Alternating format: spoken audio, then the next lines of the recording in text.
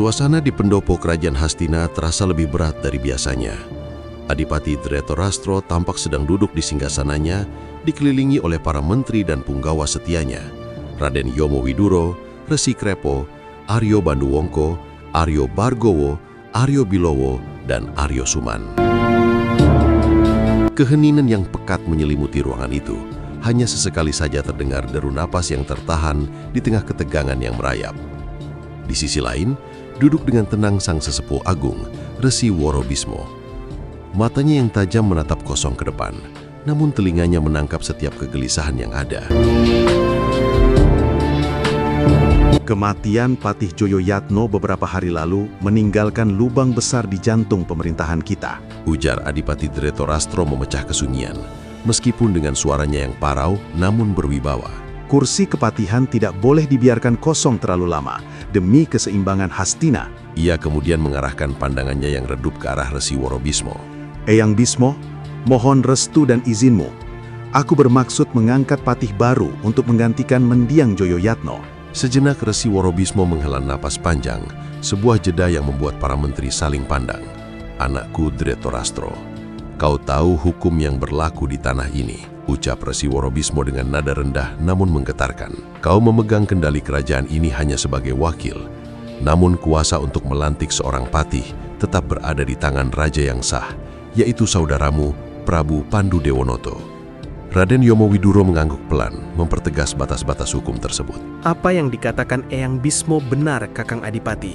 Peranmu di sini adalah menyaring dan mengajukan calon. Keputusan akhir dan pelantikan tetap merupakan hak mutlak dari Prabu Pandu. Di tengah diskusi yang kaku itu, Aryo Suman yang sedari tadi diam mulai bergerak gelisah. Ia berdeham kecil sebelum menyelah. Hamba mohon ampun jika lancang, Eyang Bismo. Suaranya terdengar halus namun penuh selidik. Apakah kursi patih ini hanya diperuntukkan bagi mereka yang sudah beruban dalam pengabdian? Apakah menteri sepuh saja yang punya hak? Aryo Suman melanjutkan sembari menatap satu persatu punggawa di sana. Bagaimana dengan mereka yang muda? Jika ada punggawa baru yang memiliki kecakapan yang setara atau bahkan lebih, apakah pintu pengabdian sebagai patih tertutup bagi mereka? Ia tersenyum tipis, matanya melirik ke arah Aryo Banduwongko. Sebab jika hanya usia pengabdian saja yang dihitung, tentu saja Kakang Banduwongko lah yang paling layak tanpa perlu kita bicarakan lagi. Resi Worobismo menatap Aryo Suman dengan pandangan yang sulit diartikan. Ia tahu betul pemuda cerdas ini sedang menabur benih untuk dirinya sendiri. Dhritarashtra, panggil Resi Worobismo, mengalihkan perhatian dari provokasi Aryo Suman.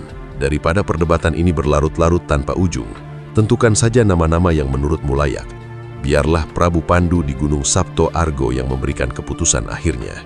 Adipati Dhritarashtra terdiam sejenak. Ia menimbang-nimbang ambisi yang tersirat dari kata-kata Aryo Suman. Aku setuju dengan pandangan Aryo Suman. Jabatan ini bukan soal siapa yang paling lama duduk di balai pertemuan, tapi siapa yang paling mampu memikul beban, ucapnya sambil menegakkan punggungnya. Aku memutuskan untuk mengajukan dua nama, Aryo Banduwongko dan Aryo Suman. Keputusan itu mengejutkan banyak pihak. Aryo Banduwongko adalah senopati dengan kesaktian yang tak tertandingi di Hastina, sementara Aryo Suman adalah pendatang baru yang otaknya bekerja lebih cepat dari kilat. Yomo Widuro, berangkatlah ke Gunung Sabto Argo, perintah Adipati Dhritarashtra dengan tegas. Sampaikan dua nama ini kepada Prabu Pandu agar segera mendapatkan pengesahan. Raden Yomo Widuro menjura dengan dalam. Hamba laksanakan titah, Kakang. Hamba akan membawa Aryo Joyosemedi, putra mendiang Patih Joyoyatno, untuk menemani perjalanan. Aryo Joyosemedi adalah sosok pemuda yang tampak tegar, meski duka atas kematian ayahnya belum sepenuhnya hilang. Setelah pertemuan dibubarkan, Adipati Dhritarashtra melangkah dengan berat menuju ke Daton. Di sana, Dewi Gandari yang tengah mengandung menyambutnya dengan tatapan penuh tuntutan. Kakang, pastikan Suman yang menjadi patih. Kau harus mengusahakannya, bisik Dewi Gandari dengan suara yang penuh tekanan. Aku hanya bisa membuka jalannya, Nyai. Keputusan itu bukan milikku, tapi milik Pandu. Ia menghela napas panjang, meratapi posisinya. Sungguh menyedihkan. Aku adalah putra sulung Begawan Abioso, namun aku tidak memiliki kuasa apa-apa di rumahku sendiri. Gerutunya dalam hati. Ia kemudian menyentuh perut istrinya yang mulai membuncit. Sebuah harapan kecil muncul di tengah rasa rendah dirinya. Semoga anak kita lahir sehat, tanpa cacat seperti ayahnya ini. Biarlah dia memiliki nasib yang lebih baik dan kekuasaan yang nyata.